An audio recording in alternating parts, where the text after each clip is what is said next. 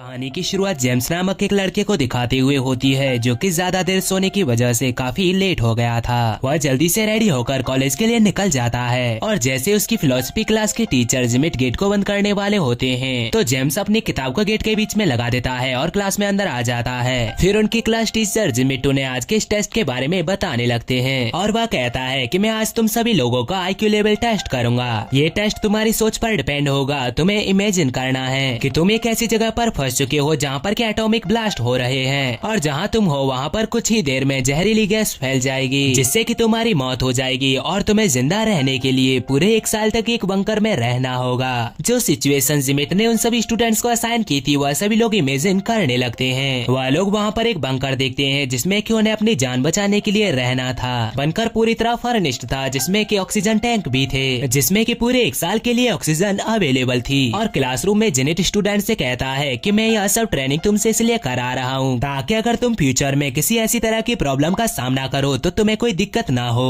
और तुम्हें पता हो कि ऐसे हालातों में तुम कैसे जिंदा रह सकते हो। तभी जेम्स की गर्लफ्रेंड पेट्रा कहती है कि मैं ये एक्सरसाइज नहीं करने वाली, मैं जा रही हूँ। तो जिमिट पेट्रा से कहता है कि अगर तुमने क्लास में सभी स्टूडेंट्स के साथ यह टेस्ट किया तो मैं तुम्हें A+ ग्रेड दूंगा और अगर तुम चली गई तो मैं तुम्हारे बॉयफ्रेंड जेम्स को इस साल फेल कर दूंगा। जिससे कि पेट्रा क्लास में रुकने और टेस्ट देने के लिए तैयार हो जाती है और इसके बाद जिमिट बॉक्स में से सभी स्टूडेंट्स को एक एक कार्ड देने लगता है। लेकिन पेट्रा और जेम्स को कार्ड देने से पहले वह जोर जोर से खांसते हुए अपने टेबल के पास चला जाता है और ये देखकर सभी स्टूडेंट्स को थोड़ा अजीब फील होता है और वह बताता है कि जो कार्ड आप लोगों को दिए गए हैं उन कार्डों पर आप लोगों का प्रोफेशन लिखा गया है जिन्हें देखकर कि तुम्हें यह डिसाइड करना होगा कि कौन बनकर में जाएगा कौन नहीं, क्योंकि तुम सभी 20 लोग हो जबकि बनकर को 10 लोगों के हिसाब से तैयार किया गया था। तो जिमिट उन्हें कार्ड पर लिखे प्रोफेशन को पढ़कर बोलने के लिए कहता है। जेम्स का प्रोफेशन एक किसान का था और पेट्रा एक इंजीनियर थी। और इसके बाद हम सभी लोगों को अपने इमेजिन किए हुए वर्ल्ड में देखते हैं। सभी लोग अपना अपना प्रोफेशन पढ़कर जिमिट को बताते हैं। तो लास्ट में एक टॉबी नामक स्टूडेंट बताता है कि वह एक पोइट है। तो जिमिट उसे गन से शूट करके मारते हुए कहता है कि इतनी गंभीर और खतरनाक सिचुएशन में हमें किसी पोइट की क्या जरूरत होगी। पेट्रा को देखकर यह बहुत बुरा लगता है जिसके बाद कि वह सभी लोग बोटिंग करने लगते हैं जिसमें जिसके ज्यादा बोट होंगे उसे बंकर के अंदर रहने दिया जाएगा। बोटिंग कंप्लीट होने पर 9 लोगों को बंकर में रहने के लिए चुन लिया जाता है और आखिर में जिमिट और ओटामी जो कि एक ओपेरा सिंगर थी उन दोनों को ही चुनना था। और जिमिट ने अभी तक अपना प्रोफेशन नहीं बताया था जिस वजह से कि ज्यादा बोट उसे ही मिलते हैं और ओपेरा सिंगर को बोट आउट कर दिया जाता है। जिसके बाद सेलेक्टेड स्टूडेंट उस जगह को एक्सप्लोर करने लगते हैं क्योंकि इसके बाद पूरे 1 साल के लिए उन्हें इसी बंकर में रहना होगा। पेट्रा और जेम्स बैठकर बातें कर ही रहे थे कि तभी उन्हें गोली चलने की आवाज आती है और वहाँ जाने पर उन्हें पता चलता है कि जिमिट ने उन सभी स्टूडेंट्स को मार दिया है जिन्हें के बोट आउट किया गया था। और ये देखकर सभी स्टूडेंट्स काफी ज्यादा डर जाते हैं जिस पर पेट्रा जेम्स से कहती है कि जिमिट की इस हरकत के बाद वह इसके काबिल बिल्कुल भी नहीं कि उसे बंकर में रखा जाए। और अब वह सभी लोग बंकर में जाने लगते हैं और जिमिट के बंकर में जाने से पहले उसका गेट बंद कर देते हैं। इस बंकर के अंदर एक कोड के जरिए ही इस बंकर को खोला जा सकता था। इसके बाद पेट्रा जब रात को बंकर के गेट के पास आती है तो वह जिमिट को देखती है जो कि न्यूक्लियर रेडिएशन के असर की वजह से अपनी आखिरी सांसें गिन रहा था। और मरने से पहले वह पेट्रा को एक कागज दिखाता है जिसमें कि लिखा था कि इसका एग्जिट कोड केवल मुझे ही पता है। जिसके बाद कि वह मर जाता है। बाकी स्टूडेंट्स भी पेट्रा के पास आ जाते हैं और वह कहते हैं कि हो सकता है जिमिट ने हमको झूठ बोला हो, लेकिन इस बात की हकीकत जानने के लिए अब उन्हें पूरे 1 साल इंतजार करना होगा क्योंकि इससे पहले वह गेट खोलने की कोशिश भी नहीं कर सकते।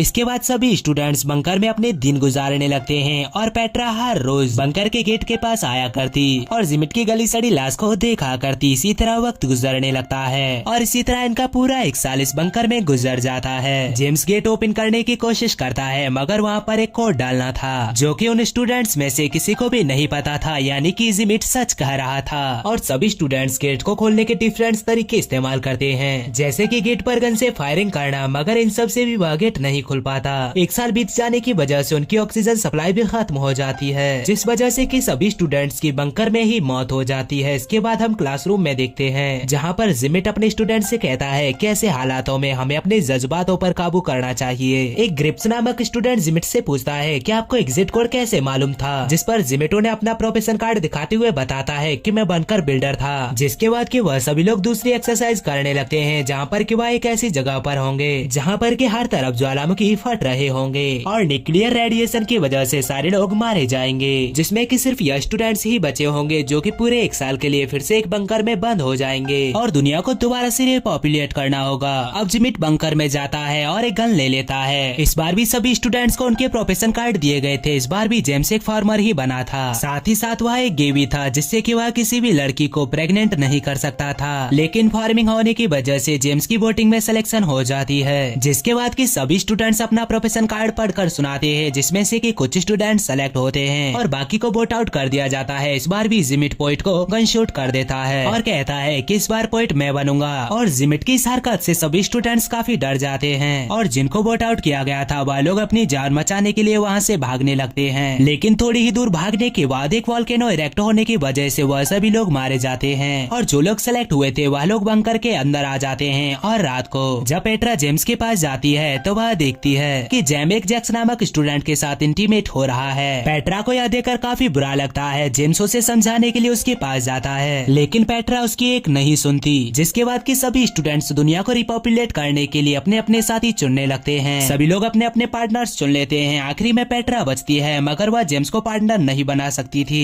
क्योंकि वह एक गे था। पेट्रा जिमिट को सेलेक्ट कर लेती है और उसे पार्टनर बना लेती है, जिसे देखकर कि जेम्स को काफी बुरा लगता है। इसी तरह काफी वक्त गुजर जाता है, मगर वहाँ पर कोई भी लड़की प्रेग्नेंट नहीं हुई थी। तो जिमिट कहता है कि हमें अपने पार्टनर्स चेंज करने चाहिए, हो सकता है कि ऐसा करने से यह बात बन जाए। इस पर एक फीमेल स्टूडेंट कहती है कि ऐसा करना एथिकली गलत है और अब हम तुम्हारी एक भी बात नहीं मानेंगे। जिमिट गुस्सा होकर वहाँ से चला जाता है और थोड़ी ही देर बाद एक गन लेकर वहाँ पर आता है। वह उस लड़की के अलावा सभी लोगों को वहाँ से जाने के लिए कहता है और सभी लोग ऐसा ही करते हैं, मगर एक लड़का वहीं पर छिप जाता है और जैसे ही जिमिट उस लड़की को शूट करने वाला था कि वह लड़का जिमिट पर हमला कर देता है। यह लड़का जिमिट को काफी ज्यादा पीटता है, जिससे कि जिमिट काफी ज्यादा गुस्सा हो जाता है और पास में ही जाकर वहाँ के गेट को ओपन कर देता है, जिससे कि गैस एक्सप्लोजन होती है, जिससे कि सभी स्टूडेंट्स फिर से मारे जाते हैं। इसके बाद क्लासरूम में जेम्स जिमिट से पूछता है कि जब तुमने मुझे और पेट्रा को कार्ड दिए तो तुम अपने टेबल के पास जाकर खांस क्यों रहे थे? तो जिमिट कहता है कि इसकी कोई भी खास वजह नहीं थी, मगर जेम्स जिमिट की बातों पर विश्वास नहीं करता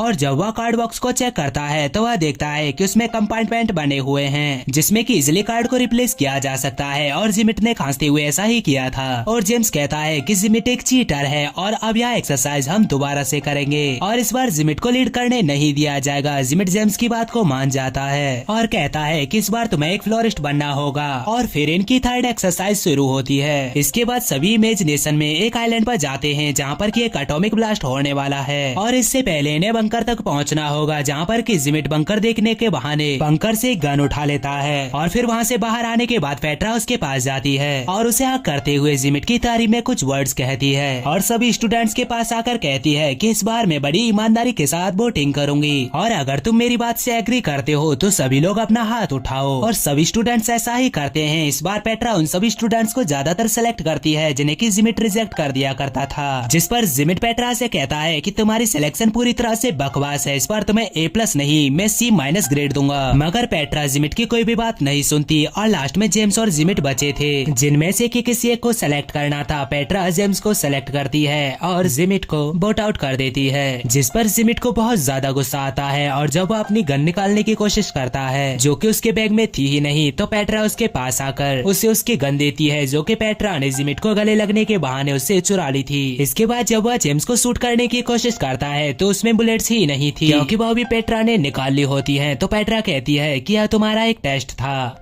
क्योंकि अगर तुम इस बार किसी भी स्टूडेंट को शूट करने की कोशिश नहीं करते तो मैं तुम्हें सेलेक्ट कर लेती, लेकिन तुम इसके काबिल ही नहीं हो। जिसके बाद की वह उसे 2 बुलेट्स देती है और जेम्स अपनी राइफल जिमिट पर तान देता है जो कि उसने बंकर से ली थी। तो जिमिट कहता है कि मुझे पता है तुम मुझे नहीं मारोगे, क्योंकि 1 साल बाद जब तुम्हें बंकर से बाहर निकलना होगा तो तुम्हें एक एग्जिट कोड की जरूरत पड़ेगी जो कि सिर्फ मेरे ही पास है। और तभी एक फीमेल स्टूडेंट वह कोड बता देती है जो कि उसे उस समय मालूम पड़ा था जब सेकेंड राउंड में जिमिट ने गुस्से में आकर वह गेट खोल दिया था। और अब जिमिट यह देखकर काफी ज्यादा शॉक्ड था और गुस्से में वहाँ से चला जाता है और पेट्रा अपनी जगह ग्रिप्स को बंकर में बेचती है और सबसे कहती है कि मैं डिस्क्वालीफाइड स्टूडेंट्स के साथ एक बोट में बैठकर पास के ही आइलैंड में चली जाऊंगी। तो ग्रिप्स कहता है कि बोट की कीज तो मेरे पास है और जब पेट्रा कीज लेने के लिए उसके पास आती है तो ग्रिप्स उसे बंकर के अंदर खींचकर खुद बंकर से बाहर आ जाता है और गेट बंद करके बाहर खड़े स्टूडेंट्स के साथ बोट में बैठकर वहाँ से चला जाता है। और इधर पेट्रा और बंकर में मौजूद सभी स्टूडेंट्स खुशी खुशी बंकर में रहने लगते हैं। और इसी तरह एक साल गुजर जाता है और जब वह लोग बंकर से बाहर आते हैं तो अभी तक वहाँ पर कोई भी एटॉमिक ब्लास्ट नहीं हुआ था।